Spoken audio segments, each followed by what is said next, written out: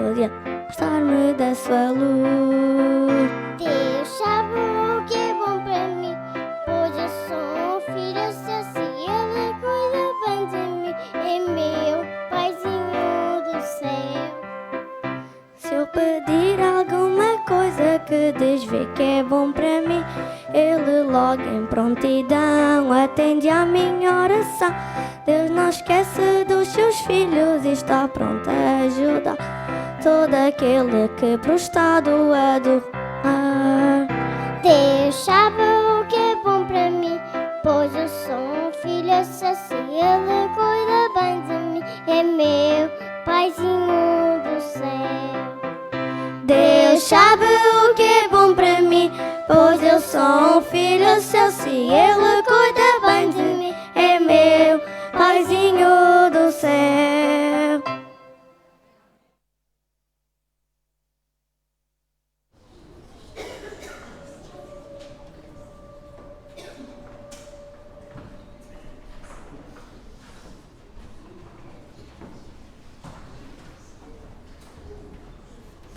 Bom dia a todos os irmãos. A irmã Isabel vai nos trazer uma leitura que eu convido a todos, neste momento, a escutar. Mateus, capítulo 5 e versículo 6. Mateus 5, 6. Bem-aventurados os que têm fome e sede de justiça, porque eles serão fartos. A mensagem que eu vos trago hoje é uma mensagem especial. A carta de uma mãe a um filho de 19 anos, na força da sua juventude, já sabendo o que queria da sua vida. Neste momento gostaria de convidar a todos a ouvirem esta carta como se fosse dirigida a cada um de nós. Gostaria de vos dizer já de antemão que primeiro para mim esta carta será fundamental, pois ela deverá revelar aquilo que eu deverei fazer da minha vida, quais serão as minhas prioridades e também o quão importante é eu falar disto às minhas filhas. Por isso, irmãos, apelo à vossa paciência para que possam ouvir esta carta que a irmã White escreveu a um dos seus filhos quando ele fez 19 anos. Finda hoje outro ano da sua existência. Como o reconsidera você? Tem acaso feito progresso na vida religiosa? Tem crescido na espiritualidade? Tem crucificado o eu com as suas afeições e concupiscências? Tem crescido em interesse no estudo da Palavra de Deus? Obteve decisivas vitórias sobre os próprios sentimentos e caprichos? Qual tem sido o registro da sua vida durante o ano que acaba de passar para a eternidade, para nunca mais voltar? Nós, nos nossos dias de anos, no nosso dia do nosso aniversário, podemos pensar em muita coisa. Podemos, talvez, pôr na balança todos os nossos objetivos realizados, por realizar, tudo aquilo que nós gostaríamos de ter feito, aquilo que já conseguimos obter. Mas será que nós paramos para pensar na nossa vida espiritual algumas vezes no ano e que no nosso dia de aniversário também o fazemos desta maneira? Ao entrar no novo ano, faça-o com uma nova resolução de seguir conduta progressiva e ascendente. Seja a sua vida mais elevada do que tem sido até aqui. Faça que o seu objetivo não seja buscar o próprio interesse e prazer, mas promover o desenvolvimento da causa do seu Redentor.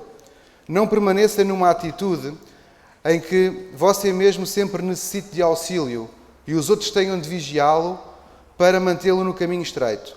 Você pode ser forte para exercer influência santificadora sobre os outros. Pode estar em atitude que o interesse do seu coração se desperte para fazer bem a outros, para consolar os aflitos, fortalecer os fracos e dar o seu testemunho em favor de Cristo sempre que se ofereça a oportunidade. Tenha como objetivo honrar a Deus em tudo, sempre e em toda a parte. Ponha a sua religião em tudo.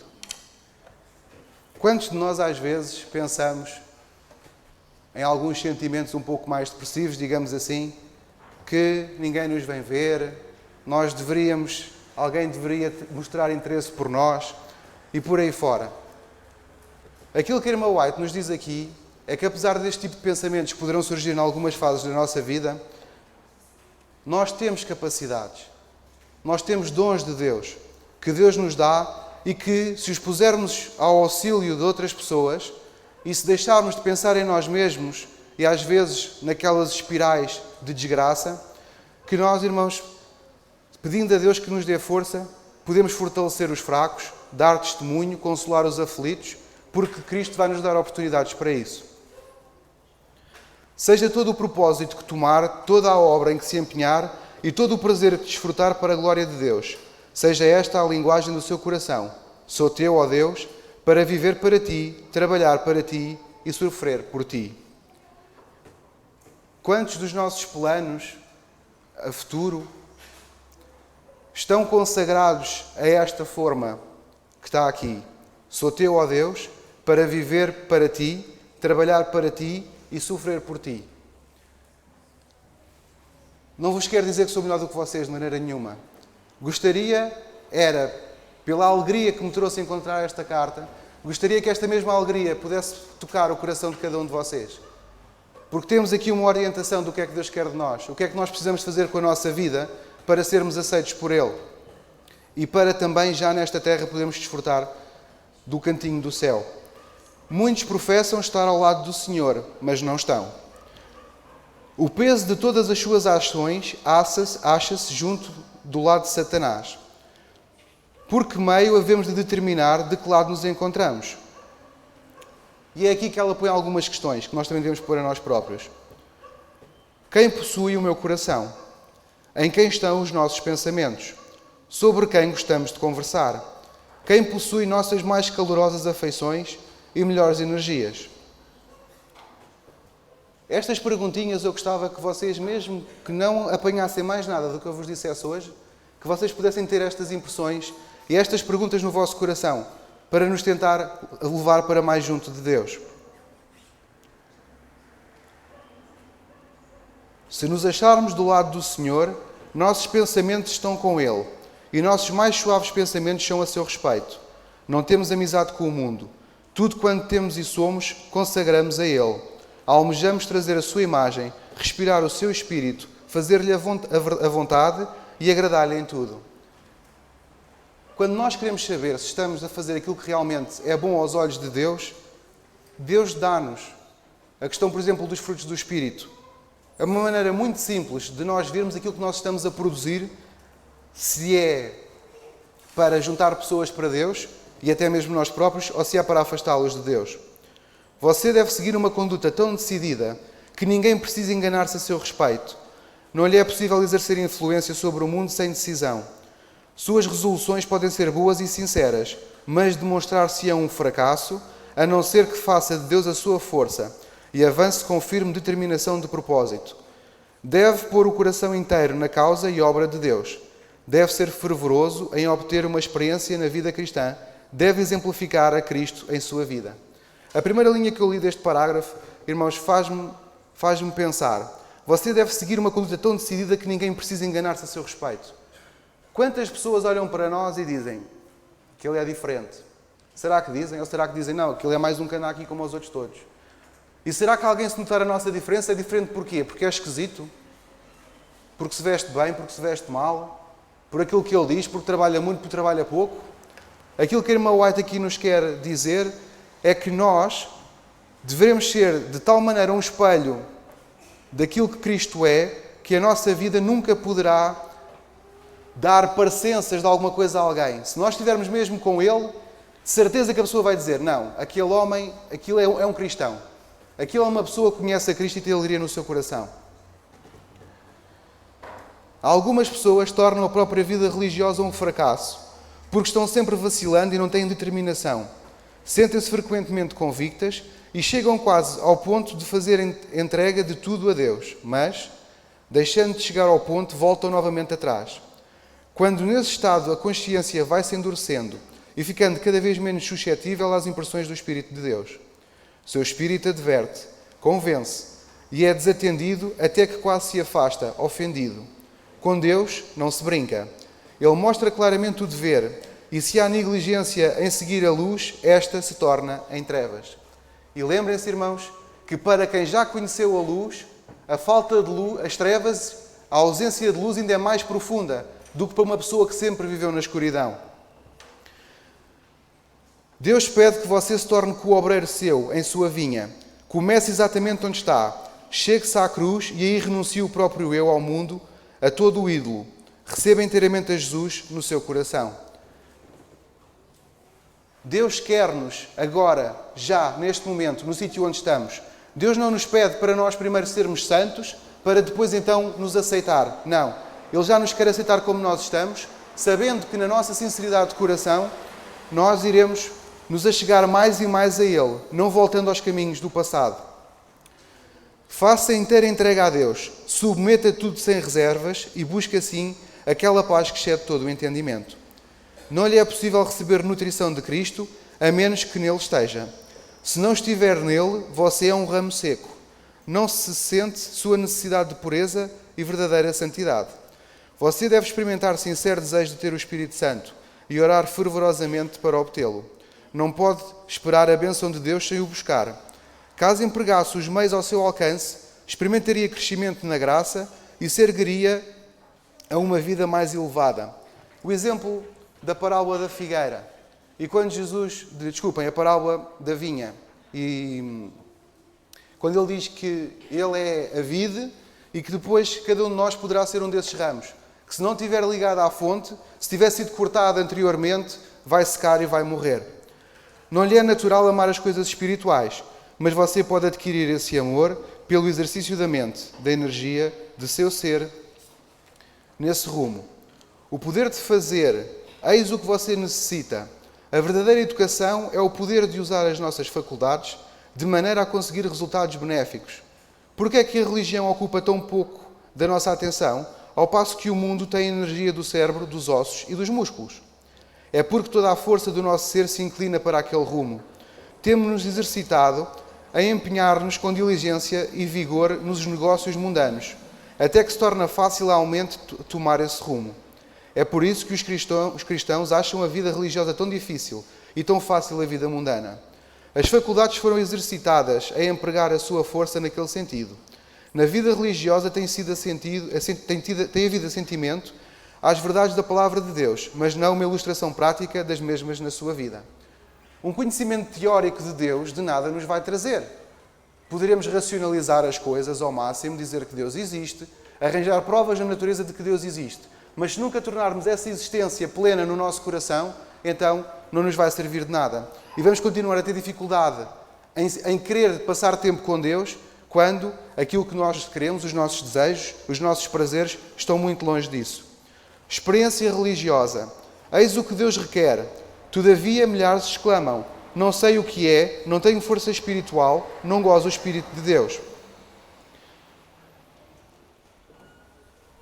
Irmã White continua: cristãos professos, cristãos mundanos, não se acham familiarizados com as coisas celestiais.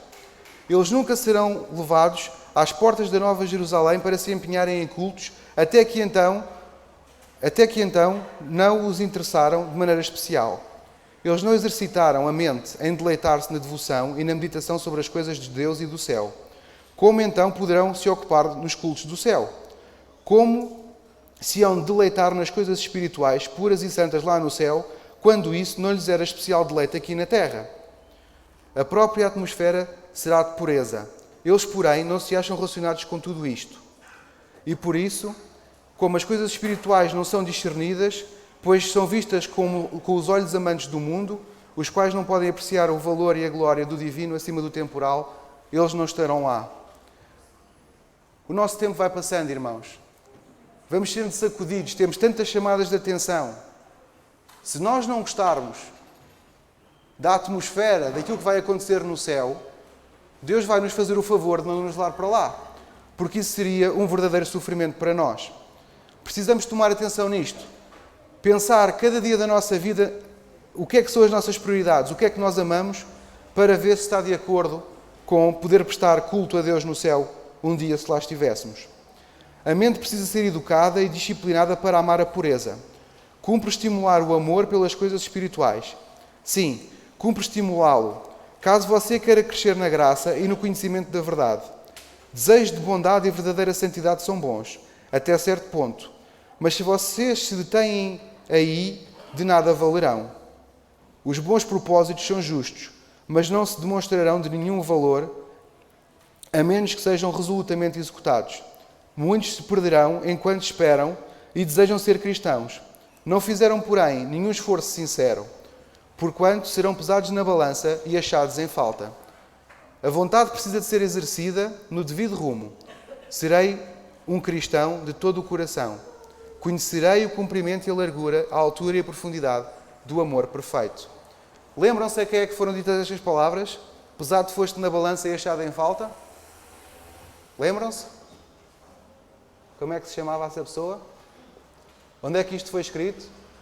Como é que isto foi escrito? Lembram-se? Lembram-se o que é que aconteceu nessa noite? Já era tarde demais para Belshazzar, naquela altura, quando aquela mão sem braço escreveu na parede estas palavras. Mas, irmãos, como disse a irmã Isabel, nos deu em Mateus 5:6, bem-aventurados os que têm fome e sede de justiça, porque eles serão fartos. A maioria dos professos cristãos não possui o senso do vigor espiritual que poderiam obter. Fossem eles tão ambiciosos, zelosos e perseverantes para adquirirem conhecimento das coisas divinas como são para alcançar as mesquinhas e perecíveis coisas desta vida. As massas que professam ser cristãs têm-se contentado em ser anões espirituais. Não têm nenhuma disposição de tornarem o seu primeiro objetivo buscar primeiro o reino de Deus e a sua justiça. Assim, a piedade é para eles um mistério oculto. Não a podem entender. Não conhecem a Cristo por um conhecimento experimental. Nós podemos conhecer muita coisa. Podemos ser poços de sabedoria, como falávamos há pouco ali na classe. Mas esse poço de sabedoria não nos vai servir de nada se nós não tivermos um conhecimento experimental, um conhecimento empírico do amor de Deus e de quem é Deus na nossa vida. Sejam os homens e mulheres que se satisfazem com o seu estado raquítico, debilitado nas coisas divinas, repentinamente transportados ao céu, testemunhando por um instante o elevado e santo estado de perfeição ali permanente. Essas pessoas poderão, pergunto, misturarem-se à multidão do céu, participar dos seus cânticos celestes e suportar a glória pura, exaltada, arrebatadora que procede de Deus e do Cordeiro? A irmã White dá-nos uma resposta triste, irmãos. Não. O seu tempo de graça foi prolongado por anos, para que pudessem aprender a linguagem do céu, para que se tornassem participantes da natureza divina e, havendo escapado da corrupção que pela concupiscência há no mundo, eles, porém, tinham um negócio egoísta, deles mesmos, em que ocupar as faculdades mentais e as energias do ser.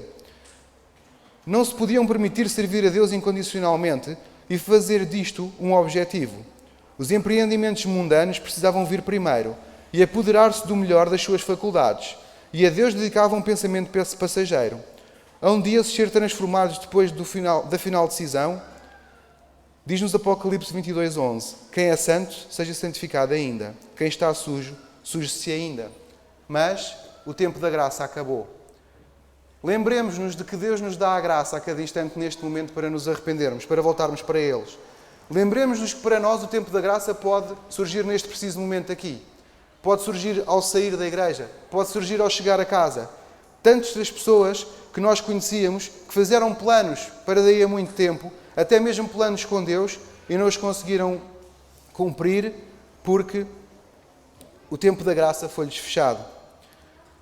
Não foi falta de oportunidades que Deus lhe deu. Alguns aproveitaram, outros, infelizmente, irmãos, usaram o tempo para si, gastaram a sua força, a sua energia para tudo o que não era de Deus.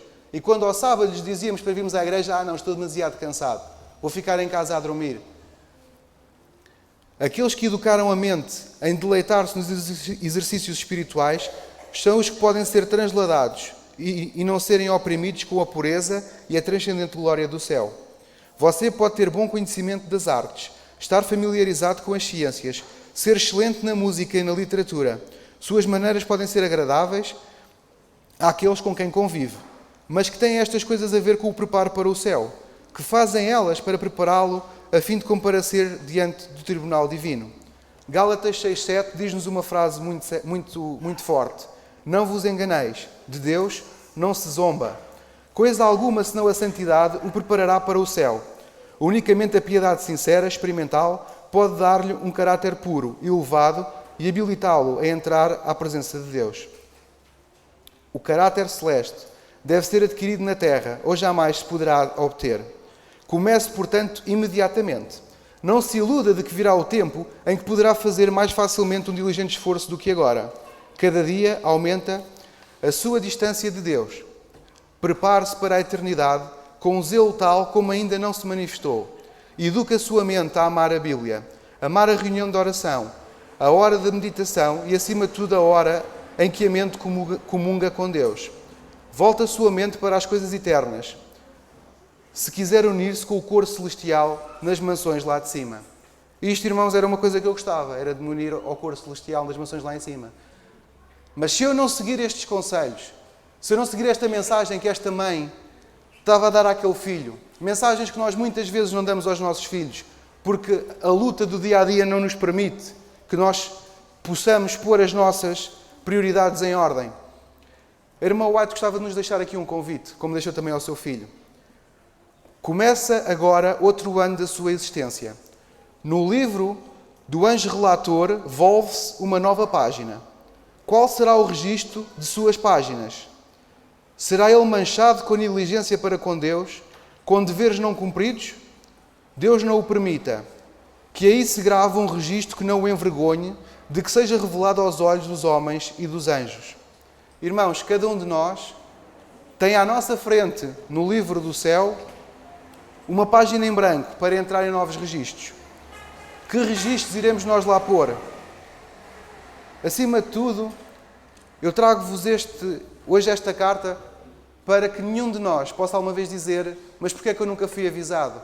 Porquê é que me deixaram viver a minha existência meio a meio? Um pedacinho de um lado, um pedacinho do outro. Mas quando nós estamos assim meio no meio, estamos completamente fora do céu. Que nós possamos pensar nisto, irmãos. Esta carta encontra-se no livro de Testemunhos para a Igreja 2, no capítulo 39, para aqueles que quiserem vê-la com mais atenção ou verem na internet, e com esta mensagem de esperança, de que o céu está ao nosso alcance, se nós verdadeiramente no nosso coração hoje já pusermos a vontade das coisas celestiais em primeiro lugar, é com este desejo, com esta esperança e com esta alegria no coração que eu gostaria de vos deixar esta manhã. Um bom sábado.